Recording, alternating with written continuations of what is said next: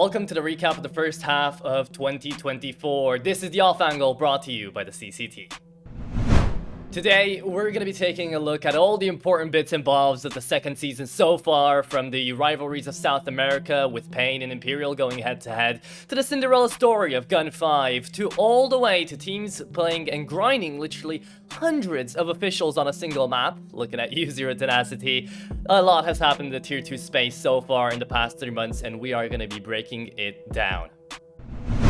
Before doing all of that though, if any of you guys don't know what the CCT is, don't worry, we sometimes get confused too. It is a circuit comprised of 36 different online tournaments in 4 different regions, those being Europe, North America, South America, and Oceania. It is culminating with the grand finals across the span of around about a year. Teams win events, they win points, and they get ranked at the end of the season. Whichever teams actually do manage to get into the top 9 manage to get spots on over to those grand finals. Of course, every single region does have its slots. 5 slots for EU, 1 slot for North America, 1 slot for Oceania, and 2 slots for South America. CCT N8 was an eventful story of old names coming back and new names coming to the forefront. Team Vibe was one of the names to stick out to the community, as we saw Brax, Skadoodle, and Nothing competing for the first time in years. At the same time, we saw new teams trying to put their stake in the ground, such as Team Omit. Hailing from ESEA events, they are able to put themselves 3-0 in the group stage. We also saw a certain female roster making their first appearance outside of ESL Impact in the form of Team Shimmer. Ultimately, we saw a brawl from the top teams of NA take place in the playoffs, with ESLC teams grinding their way through the competition. Mythic was able to find an upset up against Lag in round of 16, while hopeful Team Omit was knocked out in the quarters.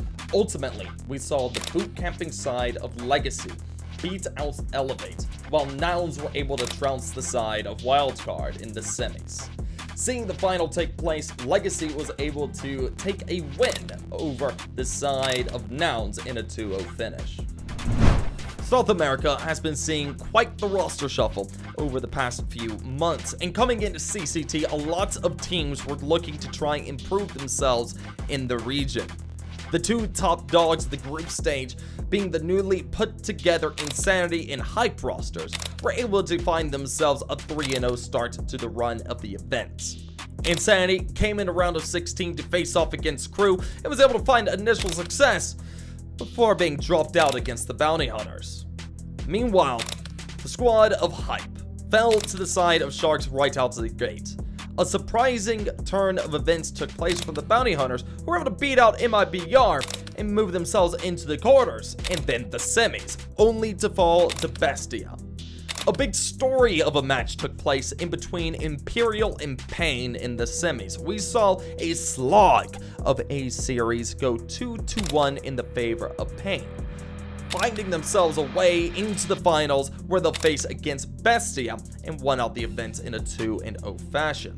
So far, South America is looking to be a place where the new rosters are trying to fight up and take the place of the old. It is going to be interesting to see what CCT will be looking like in the upcoming series.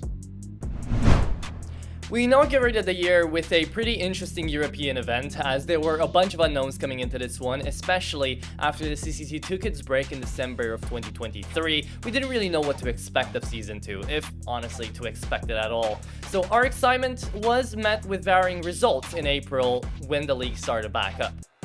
Starting from the play-in stage, we already had a couple of heavy hitters making it through all the way into the playoffs, like Zero Tenacity and Sangal. As far as group stages go, this one definitely set an interesting tone for the series, as big crowd favorites like One Win and Guild Eagles didn't make it through, while the other favorites in the form of Parivision and especially the newly changed Bleed were making quick work of the competition, in true CCT fashion might I add. However, the show really started in the playoffs, as the newly acquired Gaming Gladiators and the group stage favorites Bleed were both taken down by Amcal in very close best-of-3 series, with a map forfeited by Bleed, however, in the RO16s, instigating a lot of people to wonder what if Bleed took the win from Amcal in the very beginning. But in the end, BetBoom best the Pandas in a decisive fashion, and then they themselves got their asses absolutely whooped by Icy's cold opping skills and by the insane tag team of Travis and Esdane here from Amcal to be making the Russians the victors of the debut of Season 2. Series 2 for EU was the story of CIS teams making a run for the final. We saw Ruby go 3-2 in the groups, with Bait right ahead of them at 3-1. Swedish eyeballers and UK side of Inpoint were able to trounce the group in a 3-0 finish, one of which would fall to their fellow countrymen of Metasport in round of 16, while Inpoint would surpass Periovision only to fall at the hands of Mal's NXT.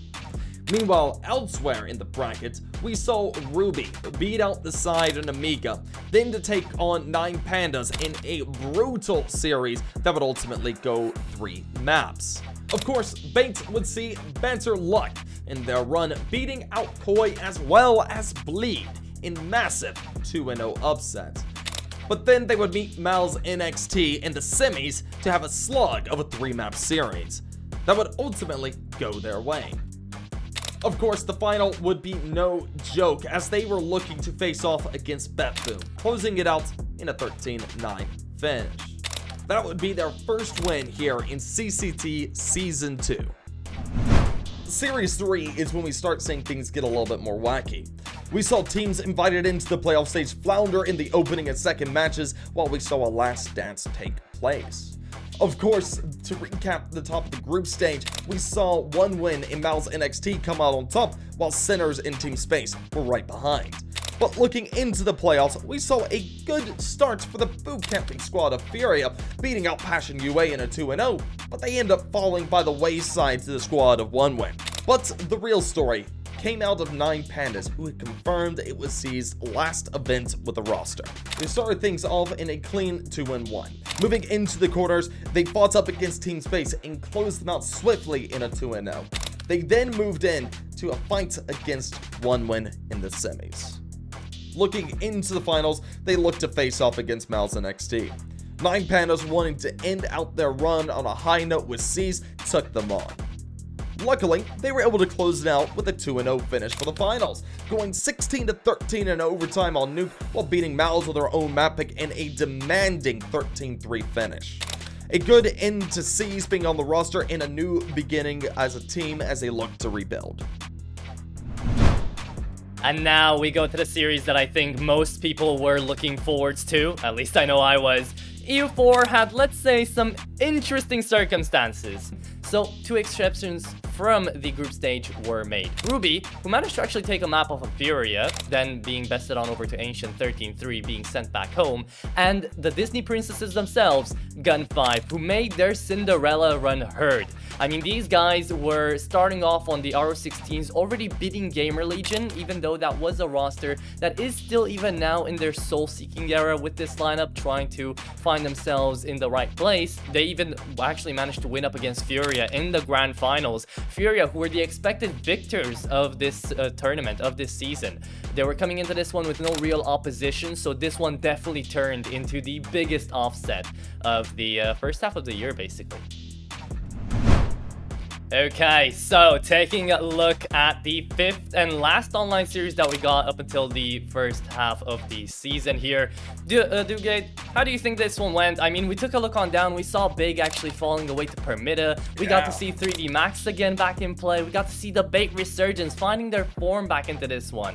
Right? I mean, it was definitely a turbulent series when it came down to it. I mean, it was definitely great to see Bait go ahead and find that form to go ahead and take the first place prize and move up in the series. But seeing Big drop out and bid through 8th, it was a bit of a shocker. It wasn't one that we were actually expecting. I mean, there were a lot of shockers, right? Diamond Gladiators, Gamer Legion falling, a lot of invited teams, again, not really making the cut out here for the CCT into the playoff bracket. But hey, we got to see Monty, we got to see Bleed actually going on over to the quarterfinals. This one definitely proved to be a little bit more competitive, but at the end of the day, it was still the Ukrainians taking the cake with that 3D Max victory. Yeah, no, and it's absolutely massive for them to go ahead and win out a second event like this, because of course that's their second first place finish in the season, which goes ahead and like puts them leagues ahead of what the other teams have in terms of points. But you're definitely looking at Bait sitting comfortably, at least here in this first half, as we're looking to get into the second half here in the next little bit. And with that, we wrap up the recap for the first half of the 2024 season. It's been a lot, but there's going to be even more to come out here into the CCT. So if you have enjoyed it and want to see more of this, definitely be sure to let us know by dropping a subscribe, leaving a thumbs up, and leaving the notification bell open so that you know when the next recap video is coming out or any other content that we may form out here into the off angle. But with that said, we'll be catching you guys up with more CCT action later down the line, and we'll see where this takes us. Thank you for watching.